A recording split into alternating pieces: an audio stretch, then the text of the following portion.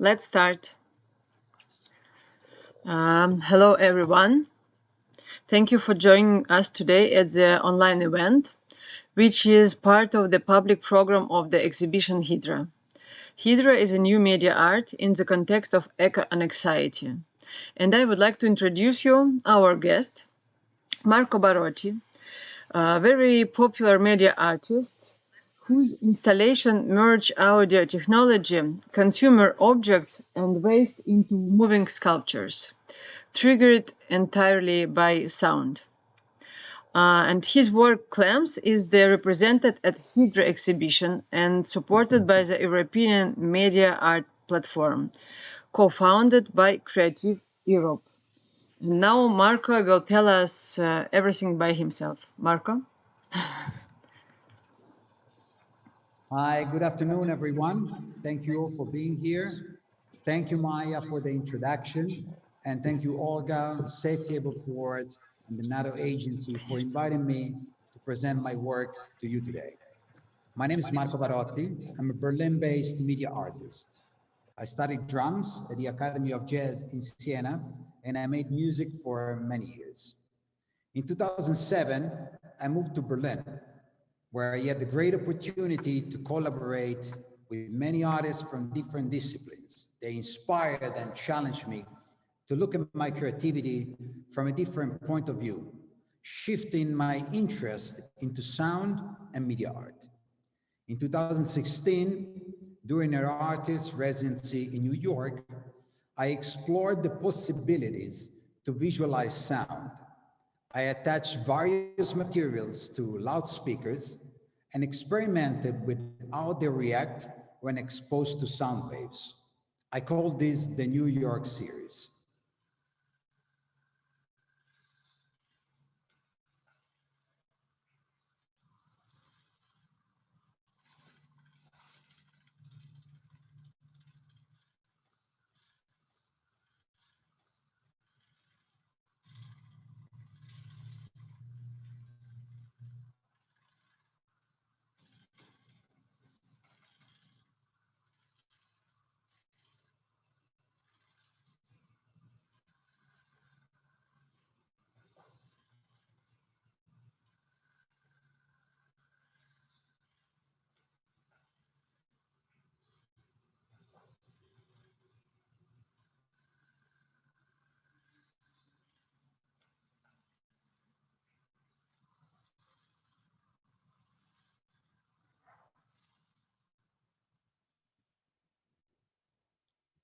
All these objects were, of course, built with stuff that I found in New York, in the street, in the atelier, or in the $1 shop next door. Anyway, all of these experiments, let's say out of this research, I began developing a line of work that merged audio technology, consumer objects, waste, natural materials, and living organisms into kinetic sculptures entirely triggered by sound.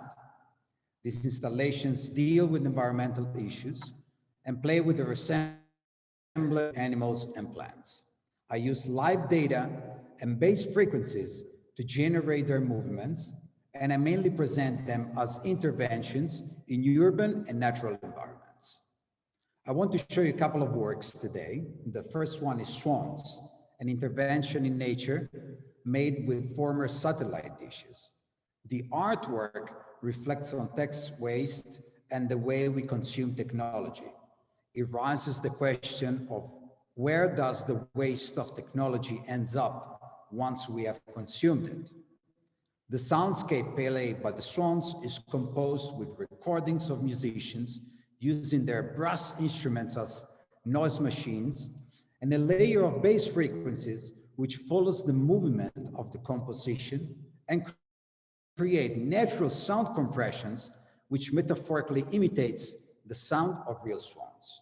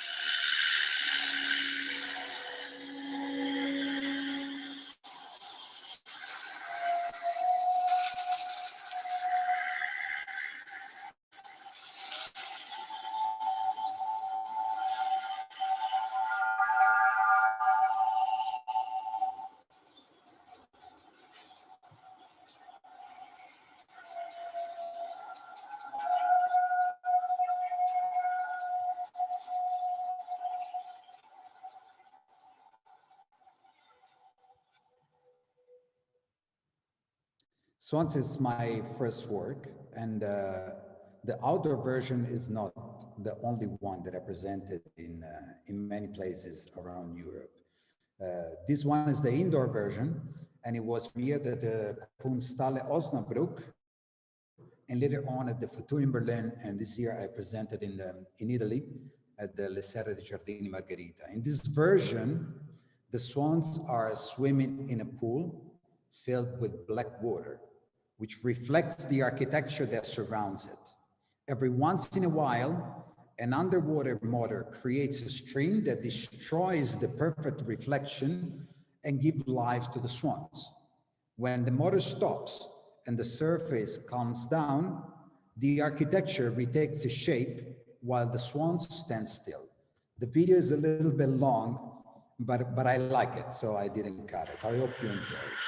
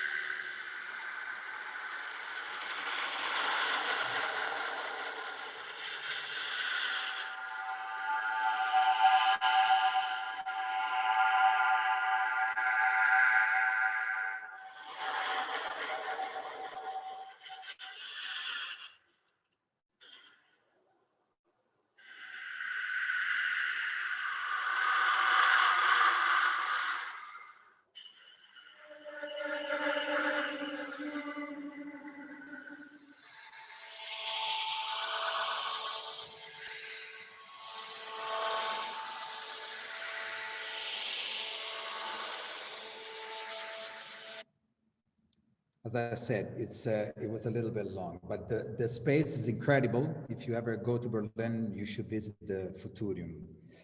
The next project I want to talk about is the Woodpeckers. The project opens a discussion with the citizens about electromagnetic pollution. I designed robotic birds inspired by real woodpeckers, able to transform in real time electrosmog into audible and visible drumming patterns. The woodpeckers use metal objects as their instruments, and they create a constant composition in transformation with the invisible data that surrounds us. The sonification process happens in real time. I use an EMF meter, which converts the data into an audio signal. The signal is sent to a software where it's processed into low frequencies and then to the woodpeckers. The head of the woodpecker is a loudspeaker that moves as a push and pull motor with the bass frequencies, reinterpreting the data in its dynamic, speed, and amplitude. The woodpeckers are designed with magnetic feet to be easily attached and removed from metal objects. This allows the project to be very flexible and mobile. So let's say that 12 woodpeckers fit in a weekender bag and the wall technique in a small backpack. So we can travel light and bring the project in many places as, let's say, as guerrilla style. Here's a video of the work in various European cities.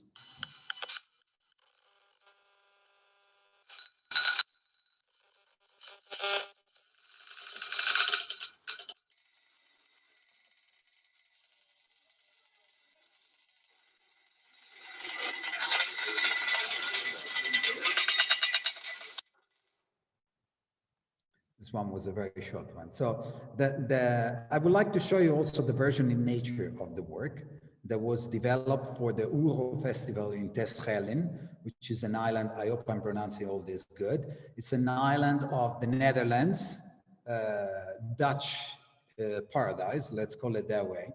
And every year there is this festival, which is now running since, I don't know, 40 years, I think. When I was there, I met 3 generations of, father, son, and nephew, which were visiting the same festival. So anyway, in the forest, we developed this version of the woodpeckers where I attach this metal plates around the trees that create different pitches for the woodpeckers to play on, but also they reflect the forest and they distort the surrounding areas.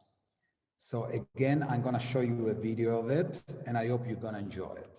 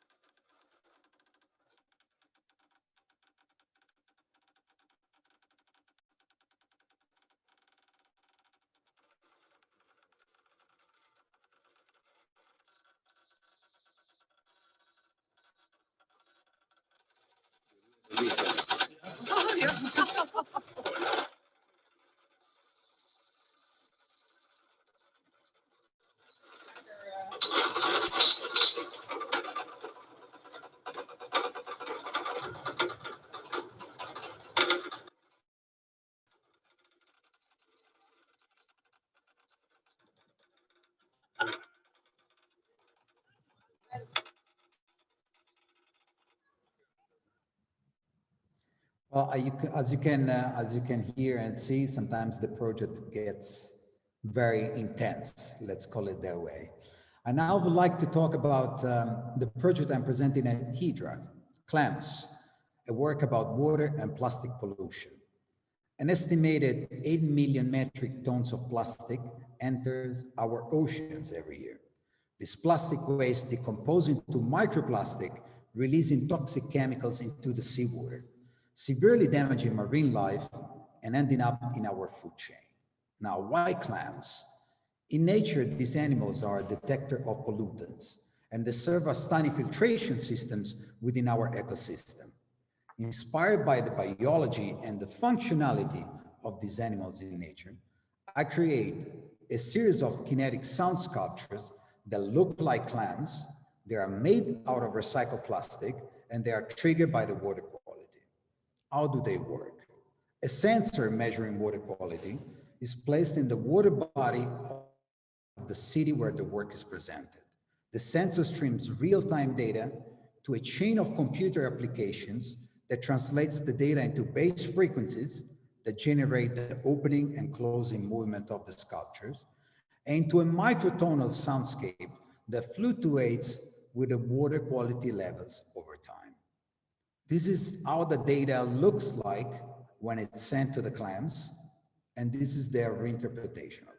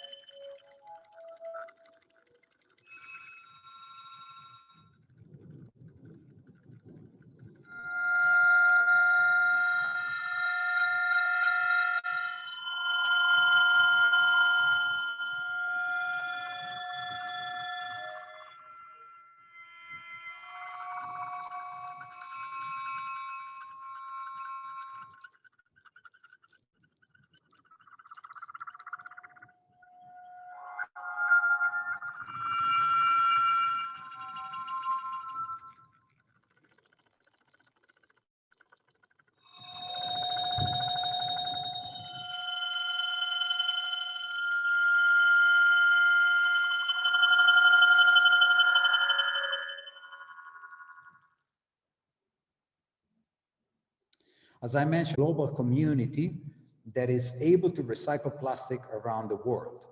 And within this community, when you become part of it, there is a bazaar. So in the bazaar, you can buy products that designer made out of recycled plastic. You can talk to other artists or makers, and you can buy or exchange plastic.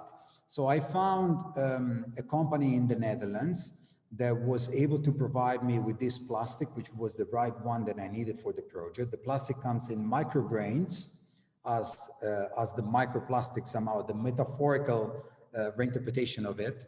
And you can get this microplastic in kilos. So what I do, I melt the plastic grains into plates, and I vacuum form the sculptures using a shell as a mold, printing the history of the animal into the recycled plastic. This is the way I do it.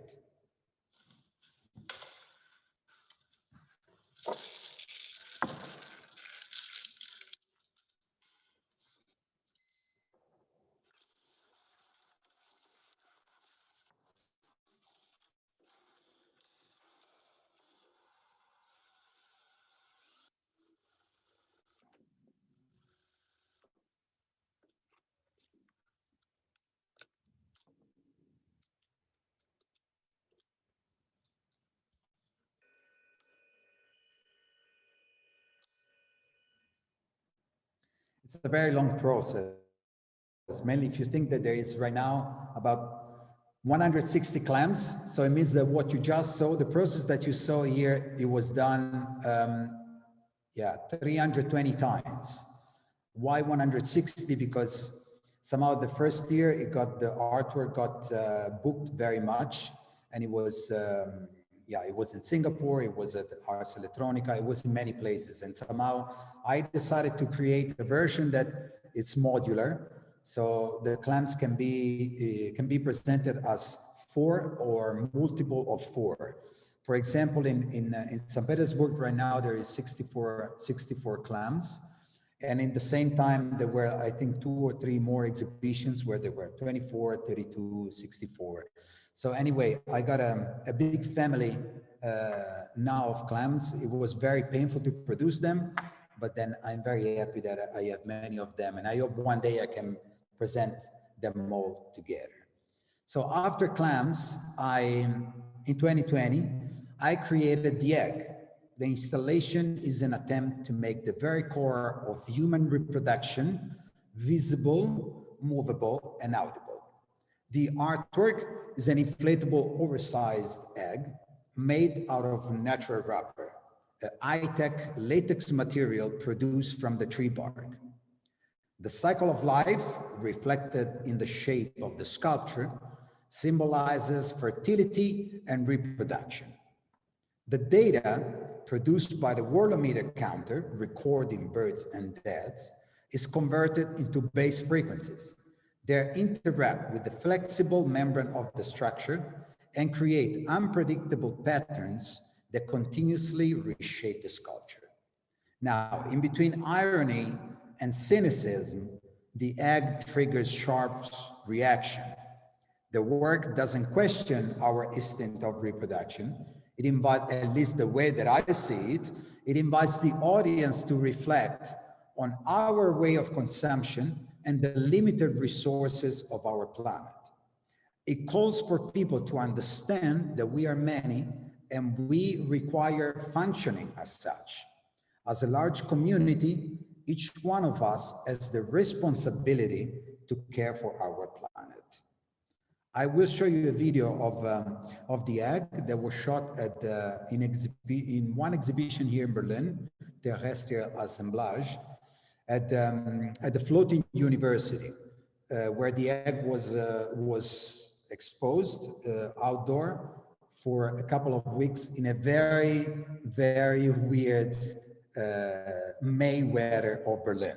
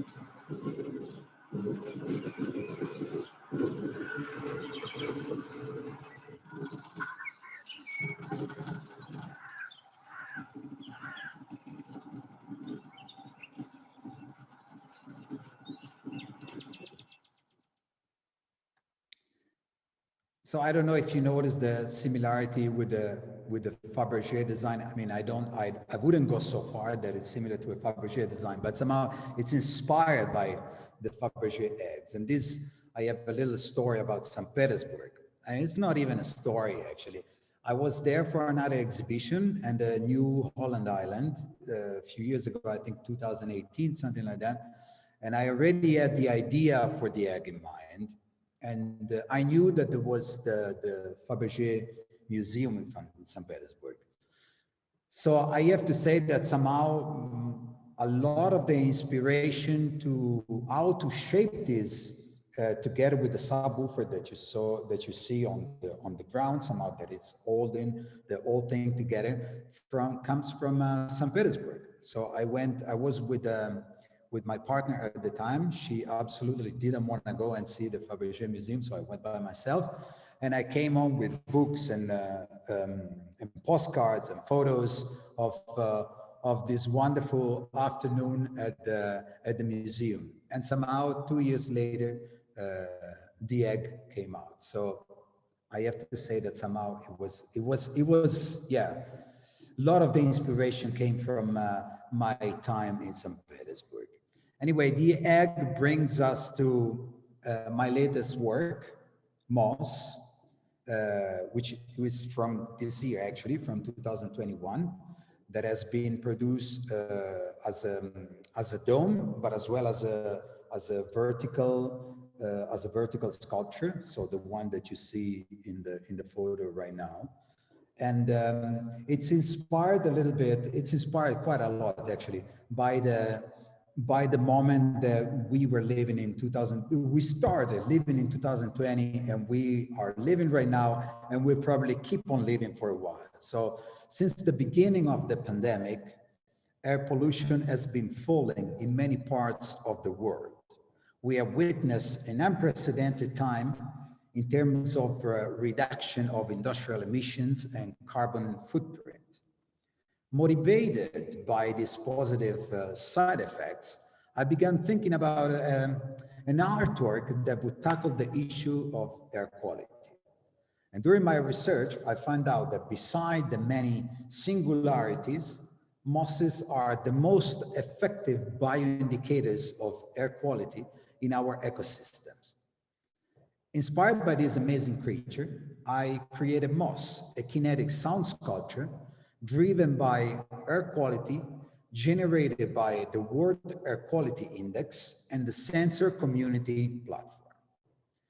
The living sculpture is designed to analyze the air of our cities and to reinterpret the data with breathing patterns and evolving soundscapes. In this map, you can see what is going on in the monitor, which is somehow embedded in the sculpture. So when the software picks the city, you can see the name of the city, in this case, Boston. How is the air quality? Good. You can see the city in a map, in a global map. And you can see on the left side here, the green label, which stands for good, of course. And all these little numbers and letters, they are the single parameters of quality which are measured in this moment. So from PM 2.5 to PM, temperature, pressure, nitrogen oxide, and many more. How Moss is working is very simply complicated, let's put it that way. So Moss is connected via API to the World Air Quality Index, a public website that collects air quality data from official and unofficial stations around the world, as well as the Sensor Community Platform, which is a citizen and science project that creates open environmental data. So while the World Air Quality Index provides the artwork with global air quality, the Sensor Community Platform feeds the installation with local data. In fact, for every city where the work is presented, a sensor is installed and donated to the community.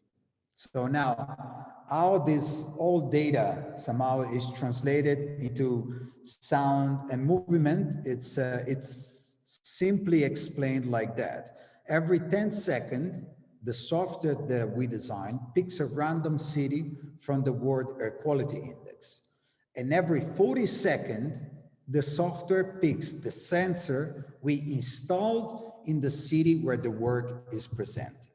Now, these all randomizing between global and local comes out in different layers of the soundscape. So how it's composed, the soundscape. The soundscape is composed with the layer of white noise that recreates the breathing patterns, a second layer of bass frequencies that generate the movement of the sculpture, an evolving soundscape that generated by the different parameters, such as PM 2.5, PM 10, temperature, the ones that we saw in the monitors before. So these parameters interact with each other in a virtuous synthesizer, creating a so-called additive synthesis. And the final layer, which is of the soundscape, is created by the random chords progressions generated by the 6 categories of the AQI scales. So you can see here on the screen, bottom right, from green to what is that? Bordeaux, purple, which goes from good, moderate, unhealthy percentage groups, unhealthy, and so on. So each one of these labels creates different random chords progressions that changes with the fluctuation of the air quality.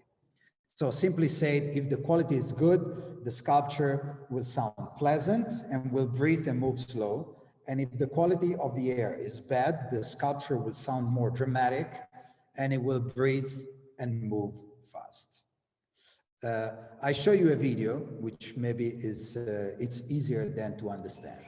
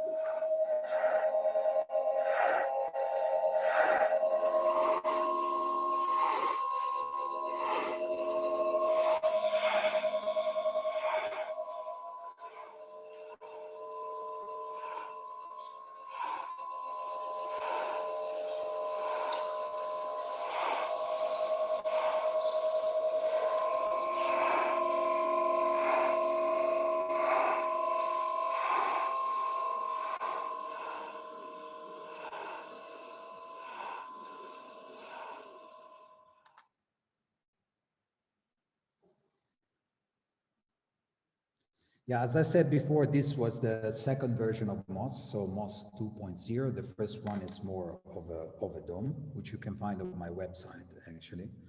And to conclude this talk, and also to conclude about MOS, I would like to say that the project contributes to the global research and engages the citizens to take part in the discussion about air quality and Earth democracy. It aims to create civil engagements by learning from the wisdom of nature and the service of technology. Thank you very much for listening. If you have any questions, I would love to hear them. And I'm here. Thank you. Thank you very much.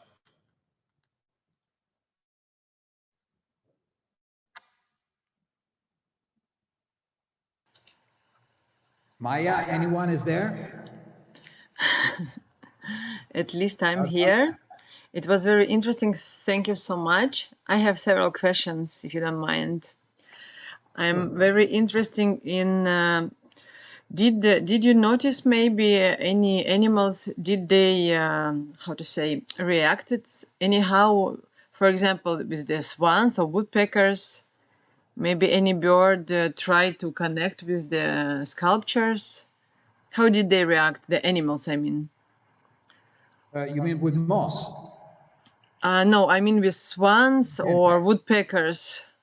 With moss, with moss, I understood it was insects inside, and is it alive as I understood? Yeah. So the insect, they started to live within the sculpture. Actually, it's with moss. It was the most interesting because the ecosystem. It was grown within the sculpture. Mainly, we saw it in the botanical garden in Innsbruck because the sculpture was living there for 4 months. So it had time to develop within the surrounding and to englobe all the insects and other animals around somehow. And also by, it's probably the most nutritional and the closer one to them. So it's easier somehow, the interaction. Where did you put it after? Did you bring after he went to he came back to Berlin, and then he went to Italy to Resilienza Festival, which is a Le Serre dei Giardini Margherita. It's an incredible space, also sort of botanical garden inside Bologna. And then he went to Detmold, the city here in Germany, and it was streamed live at the Ars Electronica Garden through the Resilienza Festival. So it was traveling quite a lot, and that's why, also one of the reasons why then the dome version became more of a wall version, which you can see actually here in the back. Yeah, exactly. I wanted to ask you about that one. Yeah. Is it still alive? Yeah, it's still alive. Cool. It works very well. It's it's living here right now. So the moss is living in the studio. Every day we feed it with water. So when we don't get raining water, we have a filter that is taking away all the bad things the moss doesn't like, because it doesn't like tap water somehow. So it's a lot of attention, but it's now part of the studio. It's part of the. That's great. And the beauty of it. Yeah. And what about the woodpeckers and swans? So as you can see in the video of the swans, somehow I was also worried about how they would react, if they would or whatever. But I believe, and I saw it even more in the animals' coolness. They protect, of course, their environment and their territory. But the feeling I had, mainly with swans, that they also are able and willing to share. No, you see it in the video. What I shot there. It's this video is done in Portugal, and the first day when we installed the swans, all the animals went away, mainly for the sound, I guess, but not even a day, like a few hours. They were all looking for a distance, and then slowly they went to what's the installation, and they started to I don't know, trying to find. So they were curious.